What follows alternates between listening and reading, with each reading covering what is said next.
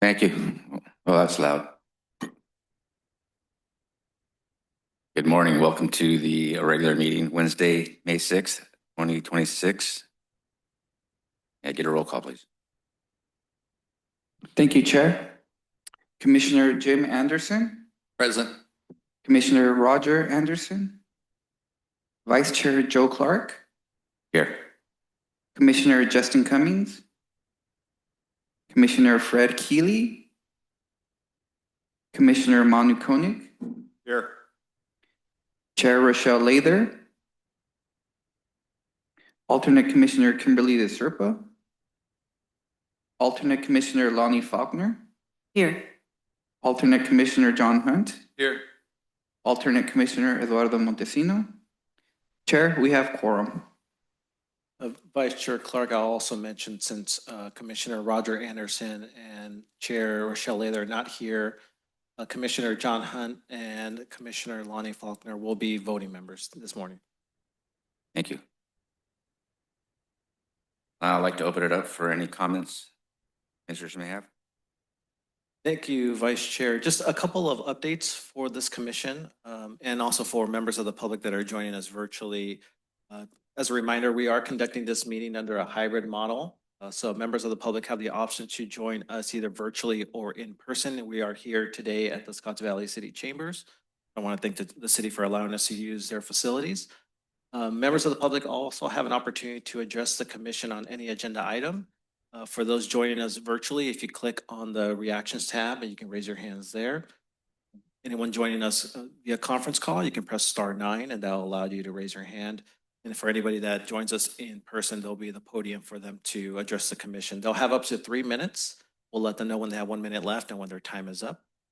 The other update I have for the commission is your staff have been quite busy these last few weeks in regards to presentations and events.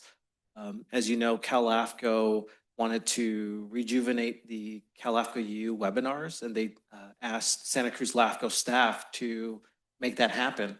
Last year, we were very successful with 3 webinars, and so this year we're continuing that effort. Our first one was a LAFCO 101. We had over 100 people attend that meeting.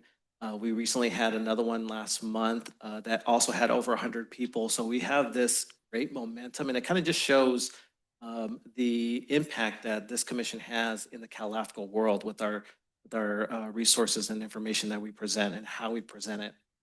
I also wanted to share that your staff was invited to present at the annual conference for the Fire Districts Association of California, FDAC. Even though we were competing with other breakout sessions, our session was packed. It was like standing room only. So it was great to see a lot of people interested in LAFCO, and more importantly, how Santa Cruz LAFCO has really made a significant partnership with our fire agencies and how that could be duplicated in other counties. I also wanted to let the commission know that this week, LAFCO is having their annual staff workshop. Your staff will be in attendance. In fact, after this meeting, Francisco's going to jump in his car and drive down to Pismo Beach. That's where it's going to be held, San Luis Obispo County. And lastly, this commission is going to be hosting, in partnership with CSDA, a training session for SB 827. We already have over 50 people registered. This is open. This is free for all local agencies in our county. So we have county reps, we have special district representatives, we have city reps that are all joining us for this free session. That's going to be on May 18th. So we're being quite busy with different events. That just kind of shows the proactive nature of this commission and staff. We're beyond just a boundary agency. Vice Chair, I just have one more update.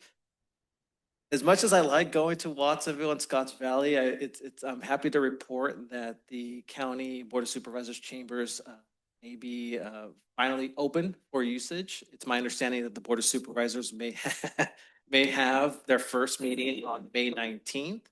So we're tentatively scheduled to go back to the Board of Supervisors chambers for our June meeting.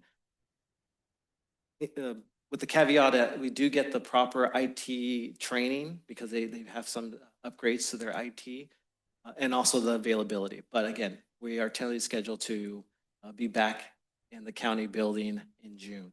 So Vice Chair, that is an update on a couple of things, but I'm happy to answer any questions. Any questions? Could I ask what the title or the subject of your presentation to the Fire District Conference was? It was called Demystifying LAFCOs and how, and how LAFCOs can be seen as a resource rather than a threat. I think that was the kind of like the catchphrase. So apparently it got some interest from people. Any further questions? Great, thank you. That'll bring us to public comment. Vice Chair, there's no request at this time. I take that back. We do have a request. I Please. want to ask them to unmute themselves.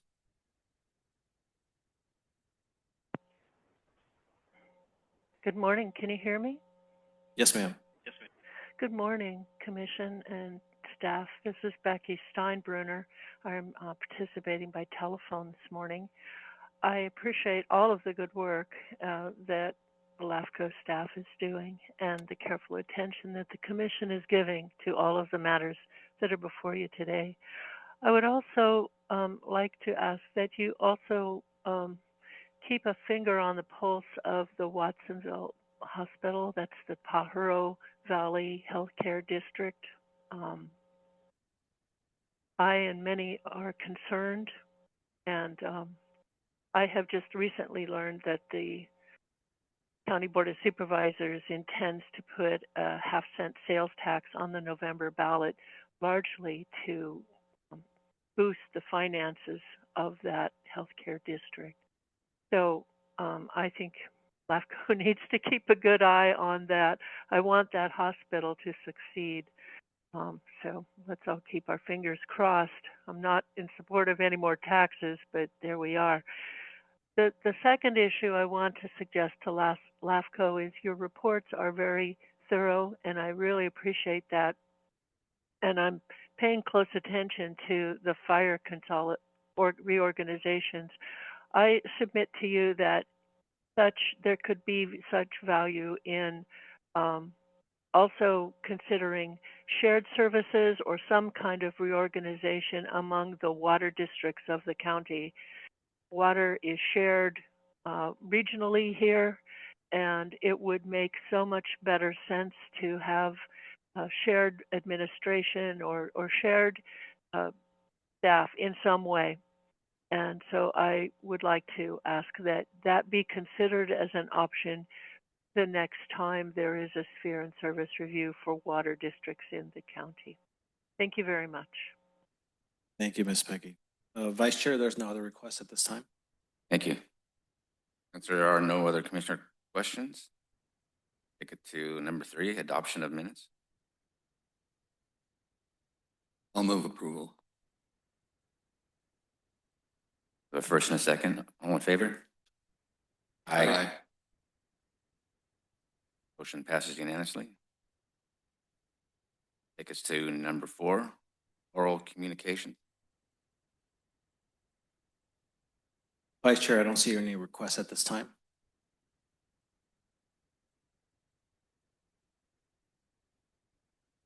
Thank you. Take us to number 5, public hearings.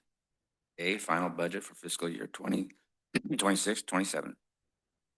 Thank you, Vice Chair. Just briefly, this commission adopted the draft budget for fiscal year 26-27 at our April meeting. Sorry about that.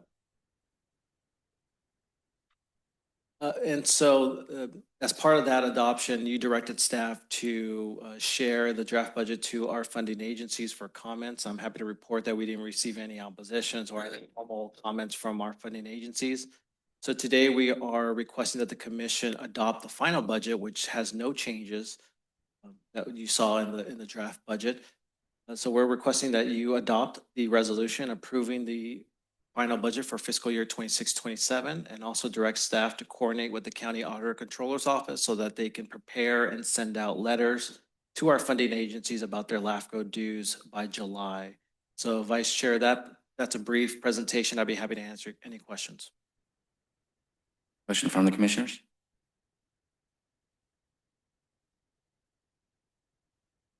Seeing none, we'll take it to public comment. Vice Chair, we do have one request. So I'm going to ask them to unmute themselves.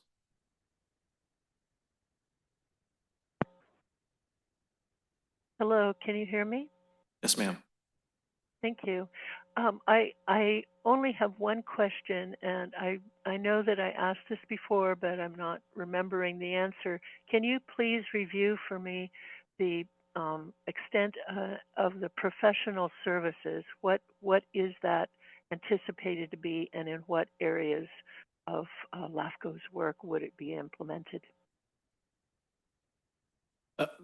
Thank you, Madam Chair. Thank you, Ms. Becky.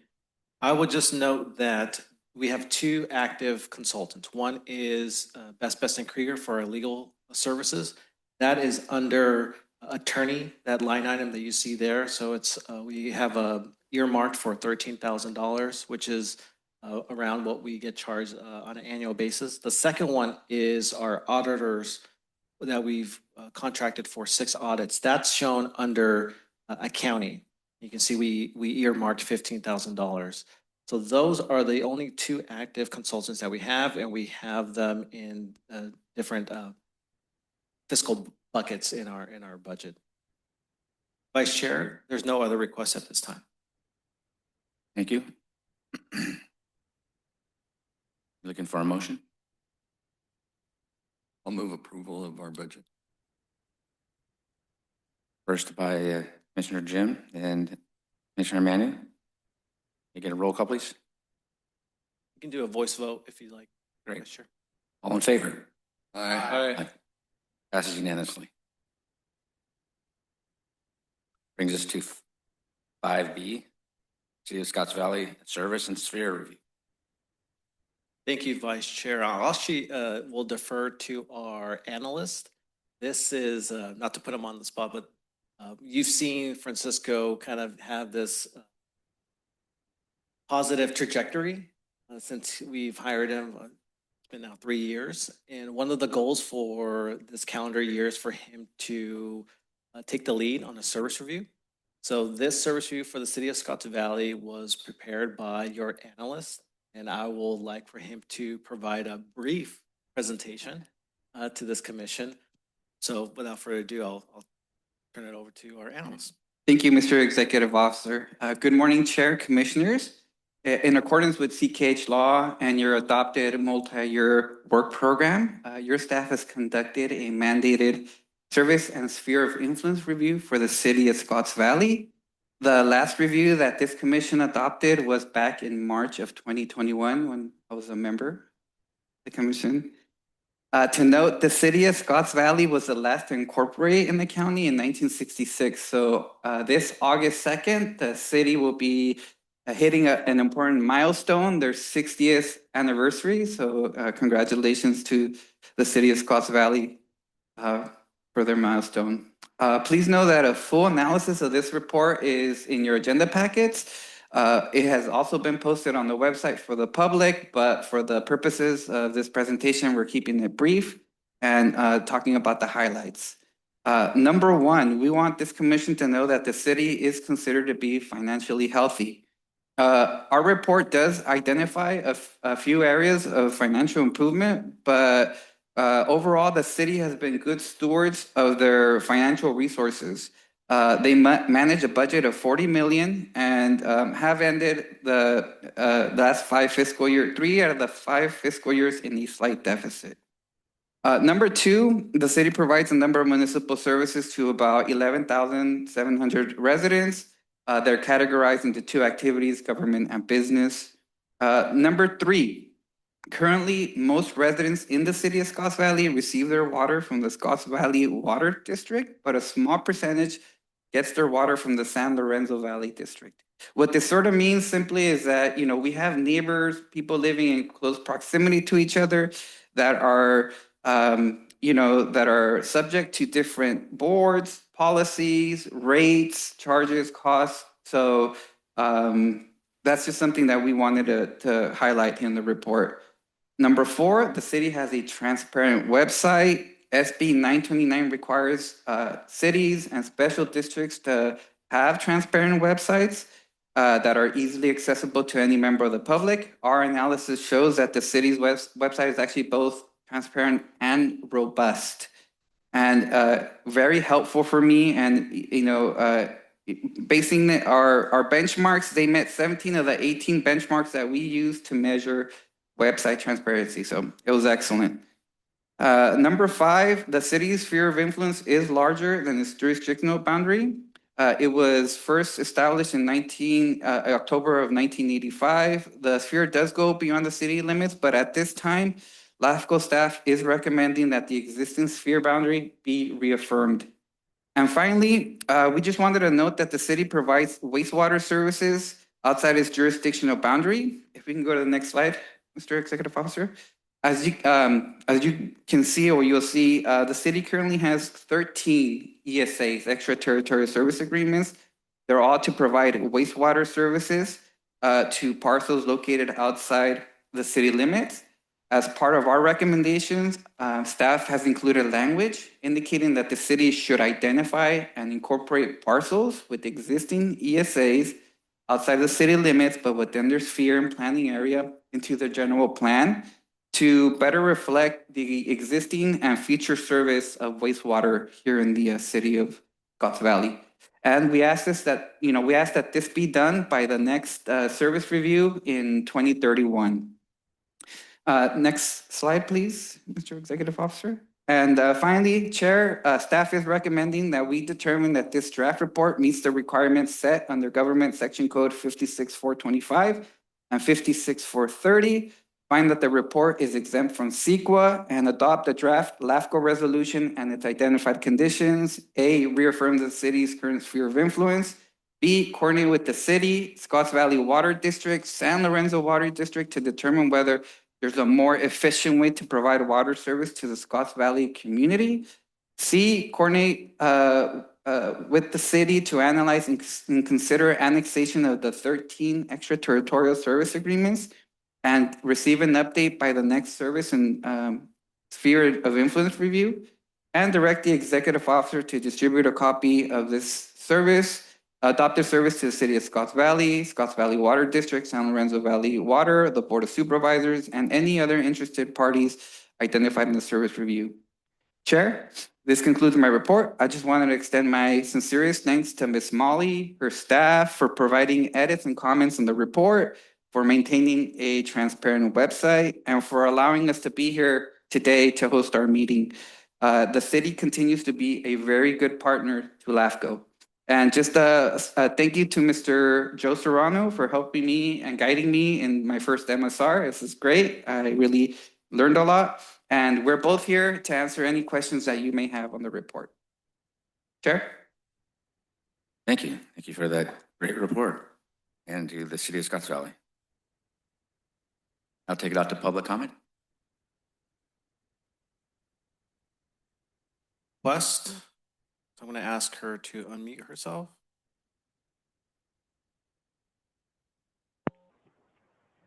Hello, can you hear me? Yes, ma'am. Thank you. Nice work, Mr. Estrada. It's great. And I'm glad that you're being trained laterally to do these good skills. This is a good report. I do have questions. On page number 4, number 3, it talks about the business deficits of 218,000 to 2.6 million. And then it talks about a wastewater rate study in 2021. I didn't understand how those two things work together in that. If that was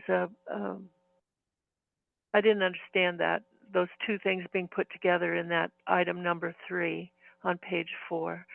And then I remember that this commission has many times been asked to provide authorized service of different parcels in an ESA in this area.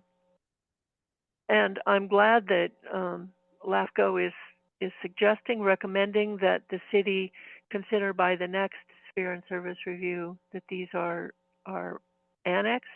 but I'm wondering why the language is not as strong with the city of Scotts Valley as it was with Capitola. I remember there was a recommendation that they do a feasibility study and things, and the city actually came to the commission to ask for financial assistance to do that work, and it was granted. So why is this not also happening for the city of Scotts Valley? I see a lot of building going on there, and I think that with 1 minute left. thank you very much. I think this harkens back to my earlier comment that I guess I made at the wrong time. I'm sorry about considering consolidation of water service agencies. I do know that Scotts Valley has an intertie. They're building with a water intertie building with the city of Santa Cruz. But I think that it is a good time to really look at that issue a little more closely. Thank you very much. Thank you, Ms. Becky. Vice Chair, I don't see any other requests at this time. Great. I'll take it to commissioner comments.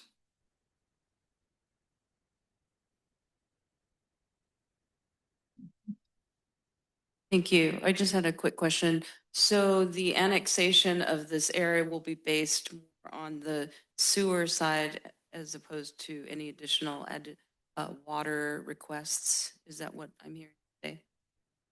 I'll take a stab at that. So yes, so right now, the 13 ESAs that are active are only receiving a sewer service for the city of Scotts Valley. So we are proposing that we explore the idea of annexation of those 13 ESAs. Now, that can expand beyond because as Mr. Estrada mentioned, there are areas that are beyond the city limits within their sphere. So this may be kind of a stepping stone of us kind of slowly looking at potential annexations into the city. The first step could be looking at these ESAs because they're already providing services. And I think that could lead us to looking at other annexation opportunities, but it just makes logical sense to look at the 13 ESAs that are currently active that are already receiving services from the city. Yes, please. I guess it's interesting. I should note that most of them are in the upper Navarre area, and they had septic systems that have failed, and then they've proposed annexing, or not annexing, but joining the Scotts Valley Sanitary District because they've always had the capacity to deal with. So they're all pretty much in the same area. The only question I have about capacity is with all the new building in Scotts Valley, they're all over the place now. If that's going to negatively impact the capacity of the Scotts Valley system. Right. And what the city has recently done is when they do get requests to connect to their sewer system, they actually bring it to the council for discussion and look at that capacity if they're willing and capable of providing services. So that's a new practice that they've implemented, which helps because then they can have an in-depth discussion about their capabilities of providing sewer to other areas. So that's something that helps us when we look at ESAs as well. Because you're right, most of those 13 ESAs that we received was due to failing or an impending threat of a failure of the septic systems. And as you know, the annexation process takes 6 to 8 months, over a year sometimes. And when you have a failing septic system, you needed to get it done yesterday. So that's the reason why we have these ESAs in place. And as this commission knows, since 2019, when we do consider and approve ESAs, we have language that talks about being a precursor to annexation. And sometimes we have deadlines of it happening within a couple of years.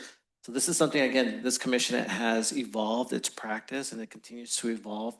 And that's why I think it's appropriate for us to have a coordinate with the city to look at possible annexation at this time.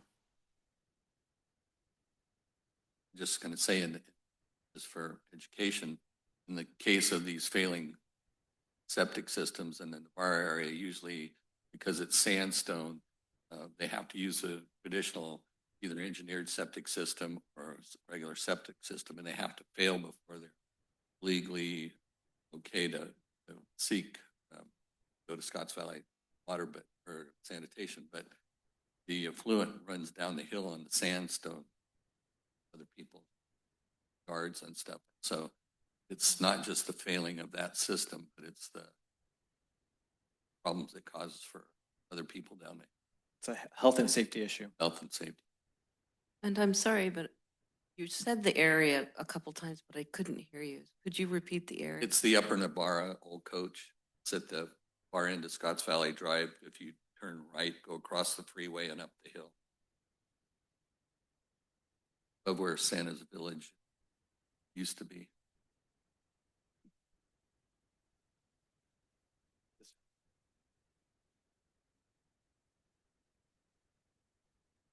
I'll defer back to you, Vice Chair. Thank you. Seeing no further commissioner questions, I'll be looking for a motion. I'll second that. I have a first and a second. All in favor? Aye. Aye. Motion passes unanimously. Bring us to item 6A, legislative update. This will be me again, Chair. Thank you. This presentation will be brief. In your agenda packet, you'll find a table with a list of LAFCO-related state legislation that your staff is currently monitoring. There is no need to take a position at this point. We're just wanting to keep you in the loop of everything. We will have additional updates as the year goes by. So if anybody has any questions, the executive officer and I are here to answer them. Thank you, Chair. That's my report. Thank you. I'll open it up to the public. Vice Chair, there's no requests at this time. Thank you. Commissioners, questions? Please. For AB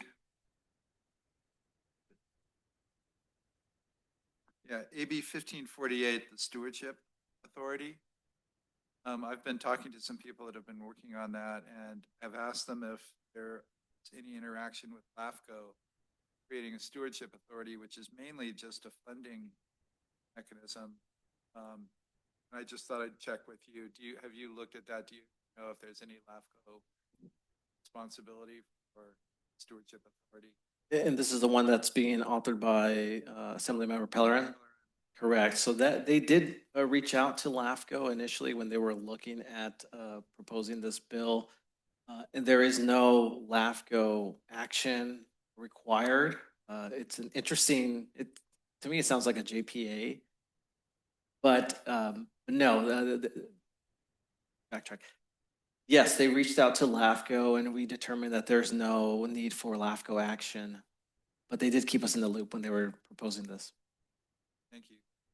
Yeah, I think it's similar to up in San Francisco, there's a South Bay Restoration Authority that it's basically a mechanism to hardwire funding state. Right.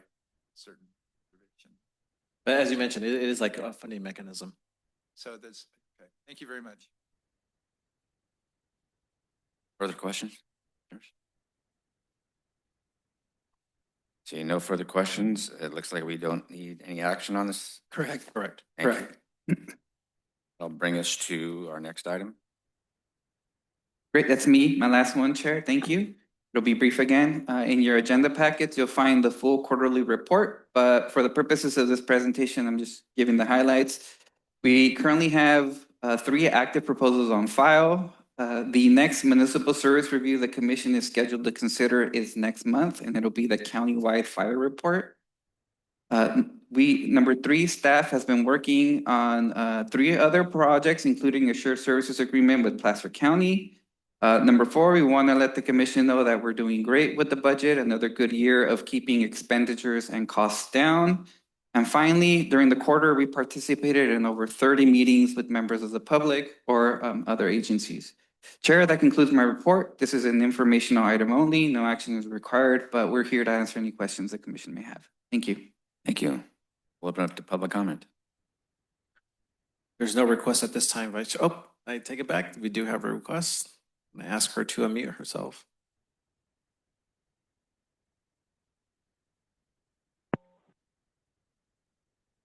Hello, can you hear me? Yes, ma'am. Thank you. Thank you for this good report and the list of all the meetings. I seem to remember that there was also a meeting that staff attended in the basement of the county building that was with small water system owners. Um, I don't see that listed, and maybe my memory is not serving me correctly that it was this year, but it was a very good meeting and well attended by small water system owners. I'm um, I'm very curious to see how LAFCO is working with small water system and proposing small water system legislation with Senator Laird, what that would mean. And I would appreciate any information you could share about that. It looks like it's something that is moving along, and I would like to be a little more knowledgeable of what it is. I am a customer of a small water system in the county, um, and I have seen what happened with the Big Basin Water Company, and I think that is an issue that we all need to take note of and learn from. And I'd like to have an update on how LAFCO is working with Senator Laird for legislation to address small water system. Thank you. Thank you, Ms. Becky. Vice Chair, there's no other requests, but I do want to acknowledge her two inquiries. I can provide a brief update. So she mentioned a proposed bill that Senator Laird was entertaining the idea to author that would allow LAFCOs to play a more significant role with private water systems. That bill is in pause at the moment. I think it still needs to get fully baked before Senator Laird or another legislator entertains the idea of authoring it. So that one's still being worked with other LAFCOs. So it's currently not being proposed for this legislative cycle. But once it does get traction again, we'll bring it up to the commission. The other comment that she had is escaping me at the moment. Ms. Becky, do you want to remind me what was the other comment that you had at the beginning? Oh, just remembered. The small water systems forum. Another So meeting. yeah, that was done. I think it was late of 2025 or early 2026. And as you know, this comprehensive quarter report, we just focus on the last 3 months. So those meetings that you see in the staff report just show the meetings that we conducted in the last quarter. So that's the reason why you don't see that private water systems listed. Vice Chair, that's just a quick update addressing her comments. There's no other requests at this time. Thank you. Commissioner comments? Questions? Seeing none, we'll take it to item C. Thank you, Vice Chair. There is a couple of fire-related projects that we're currently working on. We provide an update in your staff report. I do just want to acknowledge a couple. We did host our first ad hoc meeting. As you know, the commission formed a fire committee to help staff with these various fire-related projects. We held a meeting virtually with the representatives, and we just talked about the upcoming fire report that's going to be presented to this commission in June. I will note that this comprehensive countywide fire report is currently being reviewed by the fire agencies as we speak. The deadline for their comments and edits is, I believe, next Friday. So once we collect those comments and input, we will modify the report accordingly, finalize it. And again, the goal is to present it to this commission in June. Other than that fire report, I do want to mention that your staff has been working closely with PV Fire. As you know, they're in the process of reorganizing with CSA 48. One of our goals is to hold community workshops to inform the residents of why this reorganization is happening, what's the benefits of it. We're going to be hosting 2 workshops. One's going to be in person on a Saturday, I think later this month. And then the subsequent week, we're going to have a virtual meeting of the same information, and we're going to record it. So that way, if residents can't attend either one, they'll have access to the recording available on the PV Fire website as well as LAFCO's. I will also note that your staff was proactive, and we sent out flyers to the residents. So all the registered voters and landowners received a flyer informing them about the reorganization and these upcoming workshops. So we're hoping to get a good turnout later this month.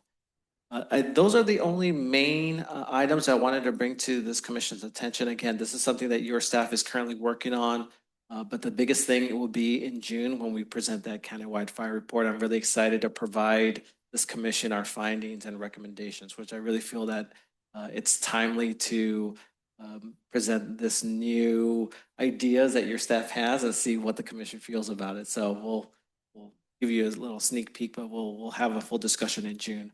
Vice Chair, this is an informational item, so no actions required, but I'm happy to answer any questions. Thank you. Take it to public comment. We do have one request, so I'm going to ask Ms. Beckett to unmute herself.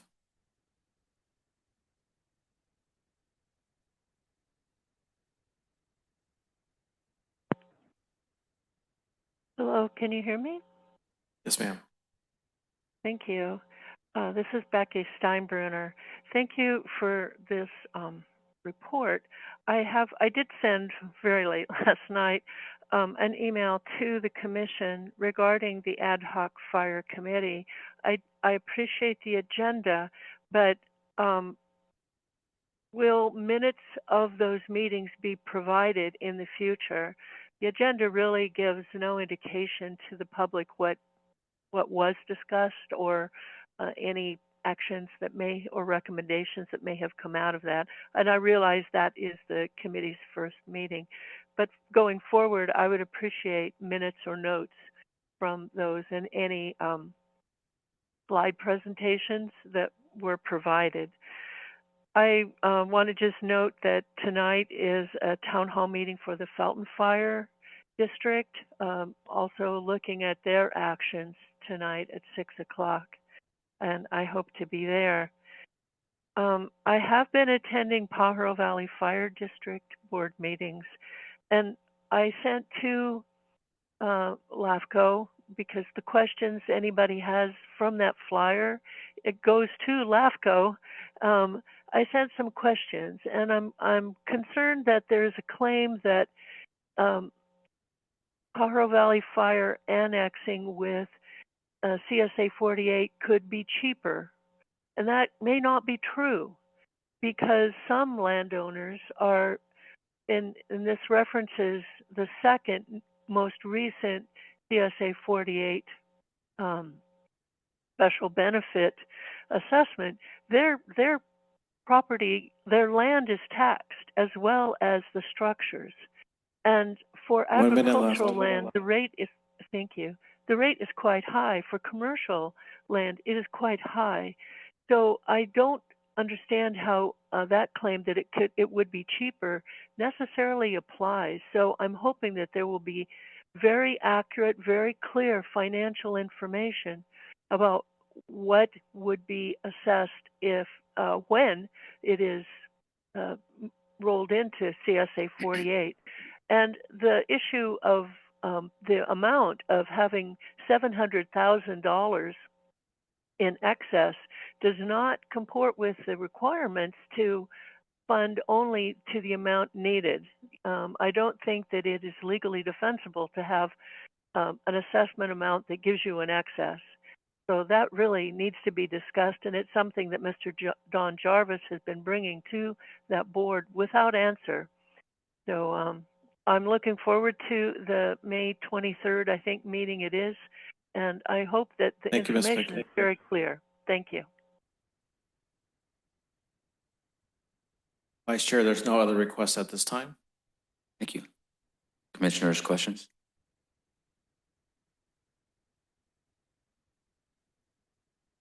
Seeing none, no action required, we'll take it to item 7. Thank you, Vice Chair. We did receive 2 written correspondence. In addition, as Ms. Steinbrenner mentioned, she did send an email late last night regarding this agenda packet. So that email will be posted on our website and shared with this commission. But it did request potential minutes for the fire committee, and that's something that your staff will consider when we meet again with the committee. The other correspondence that are part of your agenda packet, one was from Ms. Becky Steinbrenner in regards to the healthcare districts, and we heard her comments earlier this morning. And the other one was the LAFCO retreat summary. As you know, Commissioner Roger Anderson and your executive officer were both board members of LAFCO. And we participated in the LAFCO retreat earlier this year, kind of talking about how do we add more value to this organization? How do we get the membership, the member LAFCOs that are not members to come back? I'm happy to report that LA LAFCO, who decided not to be members, are returning. So that's a great step in the right direction. I feel like once we get LA, we'll get some, it'll be a domino effect. But yes, so this correspondence was from LAFCO, just summarizing that retreat.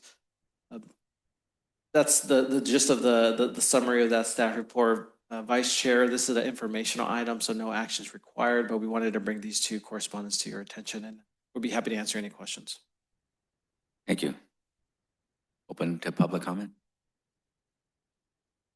There's no request at this time. Thank you. Bringing it back for commissioners' questions. Seeing none with no action needed, we'll move on to number 8. This is also an informational item. This just identifies some press articles that we find were warranted for commission consideration, but no actions required. I'm trying to stall a little bit because I feel like Vice Chair Lather's going to show up any minute now, and we're going to adjourn the meeting. But again, these are just press articles that we felt that would be of interest to this commission. Vice Chair, there's no action required, but we'd be happy to answer any questions. Thank you. Open it up to public comment. There's no request at this time. Commissioners' questions. Please. I see there's a press article about battery energy storage systems, and I wanted to ask if LAFCO has any authority or responsibility for the siting of battery storage systems in a jurisdiction in the Great question. So your staff has been monitoring this battery storage discussions and permitting and how they're, my understanding, correct me if I'm wrong, Supervisor Koenig, of now the developers are looking for kind of a state route. LAFCO has no jurisdiction or purview when it comes to permitting or development. We do play a significant role when it comes to receiving municipal services. So that site would require water, and it's not within a water district. It's not within the city of Watsonville's water service area. So if that development were to occur and they need water service, they would have to go through the LAFCO process. So this is something that we've seen in the past of developers looking for ways to expedite the process, which is, you know, there's no concern from LAFCO, but at the end of the day, if they need municipal services, whether it's water, sewer, fire protection, and they're not currently within a jurisdictional boundary that provides that service, LAFCO action and approval would be required. So if that development does occur and they do need water service, they would have to come to this commission for approval. So that's something that your staff has been monitoring.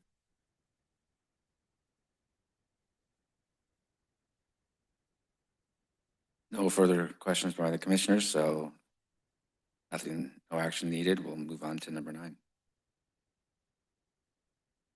We are now at the end, Vice Chair, with our adjournment. Don't need it. Oh, I thought we were already on commissioner business. Sorry.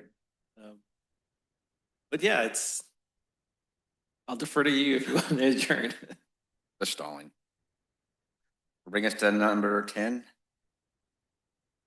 Adjournment. Thank you, Thank you, everybody. Thank you, Commission. Really appreciate it.